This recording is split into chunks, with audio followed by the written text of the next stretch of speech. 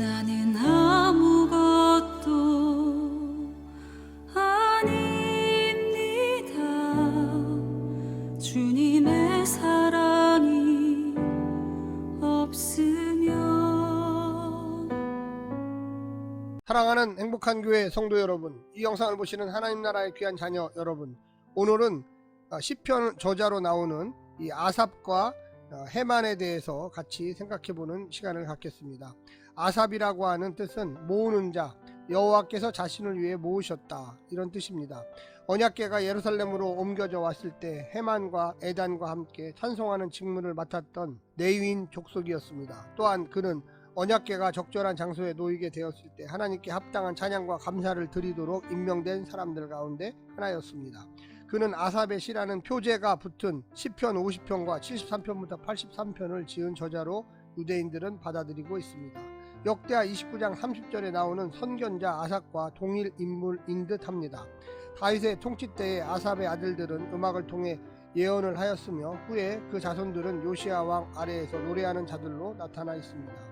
그들 가운데 많은 사람들은 바벨론 포로로부터 귀환하여 성전의 기초를 놓을 때 노래를 부르는 자로 또는 연주자로 예루살렘에 정착하였습니다. 그들은 후에 여호와의 전에서 레위인들을 감독하고 성벽을 낙헌할 때에는 나팔을 부는 직무를 맡았습니다. 아삽은 게르손 자손으로 베레갸의 아들이었습니다. 출생과 역사적 배경에 대해서 말씀드리겠습니다. 게르손 자손 베레갸의 아들이다. 계보는 다음과 같다. 야곱과 레윗과 게르손, 야핫, 시므이, 심마, 에단, 아다야, 세라, 에드니, 말기야, 바세야, 미가엘, 시므아, 베레갸, 아삽. 역대상 6장 39절부터 43절에 족보에 등장합니다. 두 번째는 게르손은 레위의 맏아들로 게르손 자손은 광야 시절부터 회막의 휘장을 운반하는 일을 맡았습니다. 민수기 4장에 나옵니다. 두 번째는 활동입니다. 헤만과 에단. 아삽은 헤만과 에단과 함께 당대에 뛰어난 노래하는 자로 평가받고 있습니다. 아삽 역시 다윗이 예루살렘으로 언약궤를 옮기는 역사적 순간에 등장합니다. 레위 사람들의 어른들은 노래하는 자로 헤만과 아삽과 에단을 다윗에게 천거했습니다. 아삽은 헤만과 에단과 함께 찬양대를 이끄는 역할을 담당했습니다. 언약궤를 성막으로 들인 후 다윗은 그 앞에서 레위 사람들로 하여금 감사 찬양을 드리도록 했는데 아삽은 그때 두목으로 발탁되었습니다. 아삽은 재금으로 찬양대를 인도하였는데 그 찬양대의 구성은 비파와 수금이 합쳐서 9대, 나팔 2대 규모였습니다. 찬양하는 일은 날마다 계속되었습니다. 그때 다윗이 아삽과 그 형제를 세워 위선 하나님께 감사하게 하여 이르기를, 역대상 16장 7절에 나오는 말입니다. 언약궤가 평안한 곳을 얻은 후에 아삽은 회막 앞에서 찬송하는 일을 맡게 되었는데 그는 가운데 위치한 헤만의 우편에서 그 직무를 수행하였다고 이야기하고 있습니다. 아삽은 헤만, 에단과 함께 다윗의 수하에서 왕을 돕는 선견자였습니다. 역대상 25장, 역대하 29장에 등장하고 있습니다.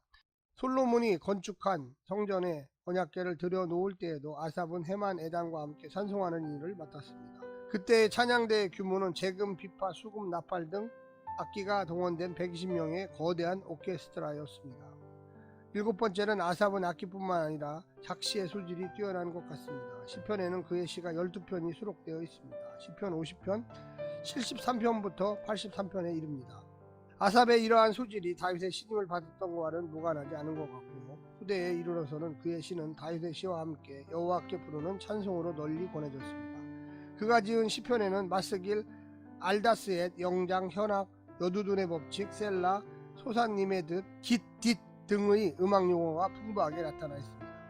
히스기야 왕이 귀인들로 더불어 레위 사람을 명하여 다윗과 선견자 아삽의 시로 여호와를 찬송하며 저희가 즐거움으로 찬송하고 몸을 굽혀 경배하니라라고 역대하 29장 30절에 이야기되고 있습니다. 후손들에 대한 역사적 평가입니다. 아삽의 아들들 중 삭불, 요셉, 느다냐, 아사렐라 네 사람은 헤만, 에단의 자손들과 함께 그 아비의 수하에 속하여 왕의 명령을 쫓아 신령한 노래를 부르는 직분을 맡았습니다. 그중 요셉은 첫째로 제비뽑혀 직임을 얻었습니다. 역대하 25장에 등장합니다. 성경에서는 특히 아삽의 자손들을 노래하는 자들로 일컬었습니다. 세 번째는 여호사밧 왕의 때에 모압과 암몬의 위협을 물리치는 데 앞장섰는데 레위 사람 야하시엘은 아삽의 자손이었습니다. 야하시엘은 무력했던 이스라엘을 이끌고 여호와를 찬양함으로 전쟁에서 승리하였습니다. 역대하 20장에 등장합니다. 히스기야 왕의 성전 중건을 돕던 레위 사람들 중에는 아삽의 자손 스가랴와 맏자자가 있습니다. 역대하 29장에 등장합니다. 히스기야는 레위 사람들로 하여금 다윗과 아삽의 시로 여호와를 찬송하라고 했습니다. 역대하 29장에 등장합니다. 바벨론에서 귀환했던 이스라엘 자손들의 1차 명단에는 노래하는 아삽 자손이 128명이라고 이야기합니다. 아삽의 자손 우씨는 예루살렘에 거하는 레위 사람의 감독이 되어 노래하는 자들에게 날마다 양식을 정하여 주는 일을 맡았습니다. 느헤미야 11장에 등장합니다. 아삽의 6대손 스가랴는 재건된 예루살렘 성의 약성식에서 그의 형제들과 함께 에스라의 인도를 따라 다윗의 악기를 연주하였습니다. 이상 아삽에 대해서 이야기를 드렸습니다. 두 번째는 헤만, 히브리어로는 이 뜻이 진실한이라는 뜻입니다. 요엘의 아들이자 사무엘의 손자입니다. 다윗 시대의 성전에서 노래하였으며 노재금을 연주한 그 핫 계열의 한 레위인이었습니다. 그는 성전 찬양대의 지도자였으며 그의 무리는 기브온의 성막과 번제단을 모시는 일에 참여하였으며 그의 아들 14명은 모두 그의 지도로 악기를 연주하고 노래를 부르며 성전에서 봉사하였습니다. 헤만은 또한 솔로몬 성전 봉헌식에도 참여하였습니다. 역대상 25장 5절에서는 그는 왕의 선견자로 불렸습니다. 출생과 역사적 배경에 대해서 말씀드리겠습니다. 그앗 자손 요엘의 아들입니다. 할아버지는 그 유명한 사무엘입니다. 계보는 다음과 같습니다. 야곱, 레위, 그앗, 이스알, 고라, 에비아살, 아실, 다핫, 스바냐, 아사랴, 요엘, 엘가나, 숲, 도아, 엘리엘, 여로함, 엘가나, 사무엘, 요엘, 헤만입니다. 그핫은 고핫이라고도 불리는데요. 레윗의 둘째 아들로 그핫 자손은 광야 시절부터 회막 내의 모든 기물을 운반하는 일을 도맡았습니다. 아론과 모세는 아므람의 아들들로 그핫의 손자입니다. 아므람은 그핫의 장자이고 이스할은 아므람의 둘째 아들입니다. 아론의 아들들이 제사장의 계보가 되었고 그 중에서도 아론의 장자 에스알의 아들들이 대제사장의 계보를 이었습니다. 네잇의 증손 그앗의 손자 코라는 광야에서 모세와 아론을 거스리는 반역을 주도했습니다. 코라의 무리들은 제사장 직분을 요구했던 것 같은데 결국 이 일로 인하여 코라와 그 가족들은 산채로 갈라진 땅이 삼키게 되었고 원망하는 백성들에게는 연병이 맺습니다. 코라 자손은 네잇 사람들 중 찬송하는 일이 있어서 아삽 자손은 못지않은 신분이었습니다. 시편에서 고라 자손의 시라고 명기되어 있는 시는 모두 11편입니다. 헤만의 조부 사무엘은 초기 이스라엘 왕국의 하나님의 말씀을 재현하는 영적 지도자였습니다. 사울과 다윗은 사무엘에게 기름 부음을 받았습니다. 사무엘의 죽음에 모든 이스라엘 백성이 애도하였습니다. 헤만의 부친 요엘은 동생 아비야와 함께 브레셀바에서 사사로 지냈지만 그들은 사무엘과는 달리 자기 이익을 위하여 뇌물을 취하고 판결을 굳게 하였습니다. 그것이 빌미가 되어서 이스라엘 장로들은 사무엘에게 왕을 세워줄 것을 요구하였던 것입니다. 활동을 말씀드리겠습니다. 아삽과 에단. 역대기 저자는 헤만을 가리켜 찬송하는 자, 노래하는 자라고 칭했고 찬송하는 일을 맡았다고 이야기합니다. 지금으로 말하면 전문 찬양 사역자 혹은 음악 목사로 불릴 수 있었습니다. 다윗 당시 찬양 사역의 삼총사라고 할 수 있는 헤만과 아삽과 에단 세 사람은 언약궤가 예루살렘으로 입성할 때 드디어 역사의 중앙에 서게 됩니다. 다윗은 레위 사람들의 어른들에게 노래하는 자들을 세우라고 명했고 그 세 사람이 가장 먼저 추천되었습니다. 헤만을 비롯하여 아삽, 에단 세 사람은 노래하는 자였을 뿐만 아니라 노재금을 크게 치는 자였습니다. 그 당시 재금은 악장이 사용하였던 것으로 보여지는데 세 사람은 찬양대를 이끄는 지휘자나 악장의 역할을 했던 것 같습니다. 노래하는 자 헤만과 아삽과 에단은 노재금을 크게 치는 자예요. 역대상 15장 19절에 등장합니다. 헤만은 노래하는 자임과 동시에 악기를 연주하는 자였습니다. 찬양대를 지휘하기 위해 재금을 쳤을 뿐만 아니라 나팔 등의 여러가지 악기 역시 연주하였던 것으로 보여집니다. 삼총사 세 사람의 이름이 함께 거명되는 부분이 많은데 언약궤가 입성한 후로는 오히려 헤만보다 아삽이 더 비중 있게 보여지고 있습니다. 그런데 다윗은 성막에서 찬양하는 일을 맡길 때에 헤만을 가운데 세우고 그 좌우에 각각 에단과 아삽을 세웠습니다. 헤만은 하나님의 말씀을 받드는 왕의 선견자였습니다. 선견자는 선지자의 역할의 옛말인데 이런 명칭은 헤만뿐만 아니라 아삽과 에단에게도 붙여졌습니다. 항상 왕의 곁에서 하나님의 말씀을 권하는 책임이 당시 찬송하는 자들에게 있다는 것은 시사하는 바가 매우 큽니다. 이는 다 헤만의 아들들이나 나팔을 부는 자며 헤만은 하나님의 말씀을 받드는 왕의 선견자라 하나님이 헤만에게 14 아들과 3 딸을 주셨더라. 역대상 25장 5절에 등장합니다. 해만은 솔로몬이 성전을 건축할 때까지 아삽 에당과 함께 왕의 수하에서 성막 앞에서 찬송하는 직무를 맡았습니다. 시편 중에는 해만이 지은 것으로 보이는 찬송시가 하나 있습니다. 시편 88편의 저자 고라 자손의 에스라인 해만이 삼총사 해만과 동일이며 시편 89편의 저자 에스라인 에단 역시 삼총사 에단일 가능성이 큽니다. 물론 그럴 경우에 에스라인이 성전의 어떤 음악 사역과 관련된 사람들에게 대한 명칭일지도 모르겠습니다. 시편 89편에는 마스길 영장 마알랏 르안노 셀라 등으로 음악 용어가 사용되었습니다. 후손들과 역사적 평가. 아삽의 아들들 중 삭굴 요셉 느다냐 아삽의 네 사람은 에단 해만의 자손들과 함께 그 아비들의 수하에 속하여 왕의 명령을 쫓아 신령한 노래를 부르는 직분을 맡았습니다. 그중 요셉은 첫째로 제비뼈 직임을 얻었습니다. 성경에는 특히 아삽의 자손들을 노래하는 자들로 일컫습니다.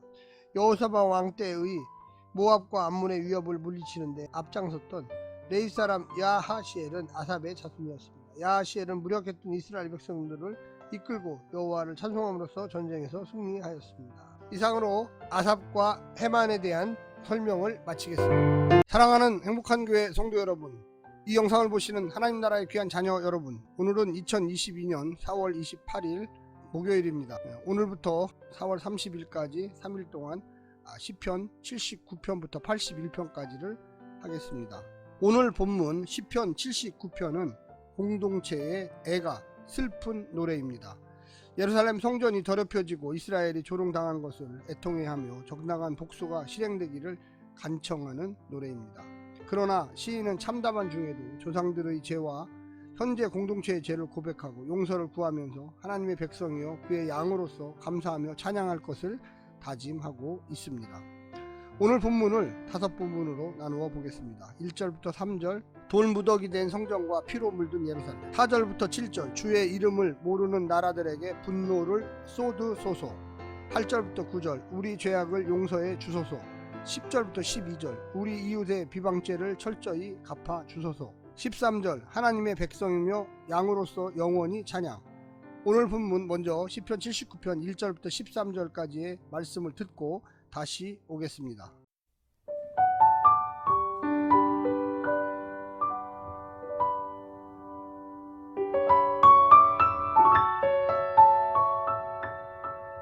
시편 79편. 하나님이여, 이방 나라들이 주의 기업의 땅에 들어와서 주의 성전을 더럽히고 예루살렘이 돌무더기가 되게 하였나이다. 그들이 주의 종들의 시체를 공중의 새에게 밥으로 주의 성도들의 육체를 땅의 짐승에게 주며 그들의 피를 예루살렘 사방에 물같이 흘렸으나 그들을 매장하는 자가 없었나이다. 우리는 우리 이웃에게 비방거리가 되며 우리를 애워싼 자에게 조소와 조롱거리가 되었나이다. 여호와여, 어느 때까지니이까? 영원히 노하시리이까? 주의 질투가 불붙듯 하시리이까? 주를 알지 아니하는 민족들과 주의 이름을 부르지 아니하는 나라들에게 주의 노를 쏟으소서. 그들이 야곱을 삼키고 그의 거처를 황폐하게 함이니이다. 우리 조상들의 죄악을 기억하지 마시고 주의 긍휼로 우리를 속히 영접하소서. 우리가 매우 가련하게 되었나이다. 우리 구원의 하나님이여, 주의 이름의 영광스러운 행사를 위하여 우리를 도우시며 주의 이름을 증거하기 위하여 우리를 건지시며 우리 죄를 사하소서.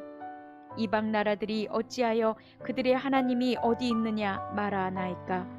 주의 종들이 피 흘림에 대한 복수를 우리의 목전에서 이방 나라에게 보여주소서. 갇힌 자의 탄식을 주의 앞에 이르게 하시며 죽이기로 정해진 자도 주의 크신 능력을 따라 보존하소서. 주여, 우리 이웃이 주를 비방한 그 비방을 그들의 품에 7배나 갚으소서. 우리는 주의 백성이요 주의 목장의 양이니 우리는 영원히 주께 감사하며 주의 영예를 대대에 전하리이다.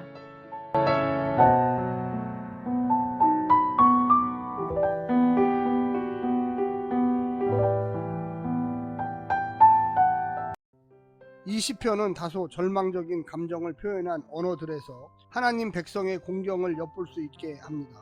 백성들의 고통의 이유는 주전 586년 예루살렘과 성전 파괴 때문입니다. 그러나 우리 이웃이라고 언급된 4절과 12절을 이야기하는 것은 이스라엘 국경에 인접한 모압, 암몬, 에돔과 벌인 전쟁이 배경일 수 있습니다. 다른 한편 주전 4세기 성전을 훼손한 안티오쿠스 에피파네스의 잔인무도한 배경으로 이야기를 전개할 수도 있겠습니다. 그러나 시편 78편에서 예루살렘 성소를 말하는 맥락을 연결하면 이 시편의 도입부 1절부터 3절은 파괴된 예루살렘 성전의 폐허 위에서 슬픔과 탄식을 토로하는 노래라고 볼 수 있겠습니다. 여러 가지 배경들이 소개되고 있습니다. 특히 앞뒤 시편들을 연결하는 양과 목자를 통한 문학적 구성에 어울리게 하나님 백성이 그의 양으로 언급되며 마무리가 됩니다. 유다는 망하고 성전은 짓밟혔지만 시인은 가장 어두운 순간에도 희망을 노래하고 있습니다. 오늘 본문을 세 가지 주제로 하여 자세히 설명드리겠습니다. 첫 번째, 참혹한 심판, 희미한 기대. 시인은 이방 군대의 만행을 고발하고 있습니다. 부정한 자들이 주의 기업에 들어와 주의 성전을 더럽히고 주의 도성 예루살렘을 파괴하고 주의 백성과 주의 성도들을 살육하고 있습니다. 그러고도 시신을 매장하지 않고 방치하여 새와 들짐승의 먹이가 되게 하여 이스라엘과 하나님을 열방 앞에 조롱과 치욕거리가 되게 하였습니다. 물론 이스라엘이 당해 마땅한 형벌입니다. 하지만 시인은 이게 끝이 아니고 하나님이 언약을 기억해 주시기를 구합니다. 이것은 주님의 명예가 달린 문제이기도 합니다. 우리가 은총을 구하는 것이 얼마나 염치가 없는지 알고 있습니다. 하지만 주님 은혜 아니고는 살 길이 아예 없습니다. 우리가 위해서만이 아니라 주님을 위해서도 주께 돌아가야만 하겠습니다. 용서의 기적이 일어나게 우리는 노력해야만 하겠습니다. 두 번째는 가망 없는 심판, 포기할 수 없는 희망입니다. 야곱의 거처는 황폐해졌는데도 하나님의 진노의 불이 꺼질 기미가 보이지 않습니다.